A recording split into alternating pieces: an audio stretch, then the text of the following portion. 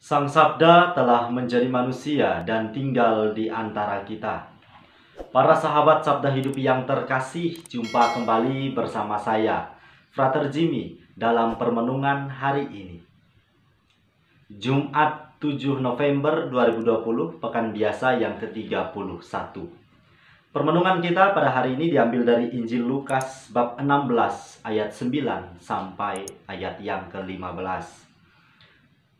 Mari kita mempersiapkan hati dan pikiran kita untuk mendengarkan dan merenungkan sabda Tuhan. Tuhan Bapa dan Putra dan Roh Kudus. Amin. Semoga Tuhan beserta kita sekarang dan selama-lamanya. Inilah Injil Tuhan kita Yesus Kristus menurut Santo Lukas. Dimuliakanlah Tuhan. Yesus berkata kepada murid-muridnya, "Ikatlah persahabatan dengan mempergunakan mamon yang tidak jujur, supaya jika mamon itu tidak dapat menolong lagi, kalian diterima dalam kemah abadi. Barang siapa setia dalam perkara-perkara kecil, ia setia juga dalam perkara-perkara besar. Dan barang siapa tidak benar dalam perkara-perkara kecil, ia tidak benar juga dalam perkara-perkara besar. Jadi, jika kalian tidak setia mengurus mamon yang tidak jujur, siapakah yang akan mempercayakan harta sejati kepadamu? Seorang hamba tidak mungkin mengabdi dua tuan. Karena jika demikian, ia akan membenci yang seorang dan mengasihi yang lain. Atau ia akan setia kepada yang seorang dan tidak mengindahkan yang lain. Kalian tidak dapat mengabdi kepada Allah dan kepada mamon." Semuanya itu didengar oleh orang-orang Farisi, hamba-hamba uang itu, dan mereka mencemoohkan Yesus. Maka Yesus berkata kepada mereka, "Kalian membenarkan diri di hadapan orang, tetapi Allah mengetahui hati. Sebab apa yang dikagumi manusia dibenci oleh Allah." Demikianlah Injil Tuhan. Terpujilah Kristus. Para sahabat Sabda Hidup yang terkasih, dimanapun Anda berada, salam sehat dan sukacita untuk kita semua. Injil pada hari ini menyerukan soal kesetiaan. Barang siapa yang setia dalam perkara-perkara kecil, maka sudah dapat dipastikan ia juga setia dalam perkara-perkara yang besar. Sebaliknya, orang-orang yang tidak setia dalam hal-hal yang sederhana juga sudah dapat dipastikan tidak akan setia dalam hal-hal yang lebih rumit dan berat. Para sahabat Sabda Hidup yang terkasih, pada permenungan kali ini saya ingin mengajak kita untuk merefleksikan, mendalami bersama-sama apa sejatinya makna kesetiaan bagi hidupku, hidup Anda, dan hidup kita semua. Menjadi pribadi yang setia bukanlah perjalanan yang terbilang singkat, yang artinya ketika kita mengucapkan, "Iya, saya mau setia," lalu hidup kita berubah drastis menjadi orang yang setia. Dalam refleksi saya pribadi, untuk dapat sampai pada kesetiaan yang sejati, kita harus siap mengalami pergumulan, siap untuk mengalami jatuh dan bangun. Ada pengalaman jatuh bangun bahkan yang paling menyakitkan, seolah-olah kita tidak mampu bangkit dari keterpurukan.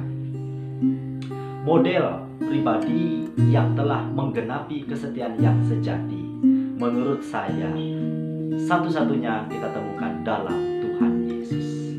Manusia mana di dunia ini yang sanggup memperjuangkan kesetiaan terhadap karyanya, terhadap misinya, demi menegakkan kebenaran, rela menghilangkan nyawa? Para sahabat Sabda Hidup yang terkasih, ajakan untuk menjadi pribadi yang setia dalam permenungan hari ini digambarkan dengan sangat sederhana, melalui hal-hal yang kecil. Hal-hal yang kecil dan sederhana yang kerap kita abaikan, yang kerap kita remehkan. Ternyata justru itu diminta, disediakan oleh Tuhan Allah menjadi sarana untuk kita melatih kesetiaan ini. Para sahabat Sabda Hidup yang terkasih, setia artinya kita tidak ingkar terhadap setiap tanggung jawab yang dipercayakan kepada kita. Tentu tanggung jawab dalam kehidupan sehari-hari yang kita emban berbeda satu dengan yang lainnya. Tapi persoalan yang hendak saya lontarkan ialah melalui satu pertanyaan. Adakah saya, Anda, dan kita semua sudah setia mengerjakannya dengan hati yang tulus ikhlas? Apabila dalam permenungan kemarin kita telah berbicara soal kejujuran, maka tentu kesetiaan harus disertai dengan hati yang jujur. Tanpa memiliki hati yang jujur, hati yang tulus, maka sangat mustahil bagi kita untuk dapat mewujudkan kesetiaan dalam hidup ini. Bagi para sahabat sekalian yang telah berkeluarga, menghidupi rahmat kesetiaan, saya yakin dan percaya tidak sekali jadi. Ada proses pemurnian melalui berbagai pergumulan hidup yang harus dialami demi menjaga kesetiaan terhadap pilihan dan panggilan hidup. Maka sebagai anak-anak terang, anak-anak Allah yang sejati, sudah seharusnya kita senantiasa membawa di dalam doa, memohonkan rahmat agar Tuhan Allah memampukan kita untuk hidup dalam semangat kesetiaan ini, terutama setia dalam bergumul, dalam memperjuangkan iman kita. Semoga melalui permenungan ini sekiranya cahaya iman kita semakin menyala terang, sehingga makin banyaklah orang yang dapat melihat kebaikan, kasih, dan pewartaan melalui cara hidup kita sehari-hari.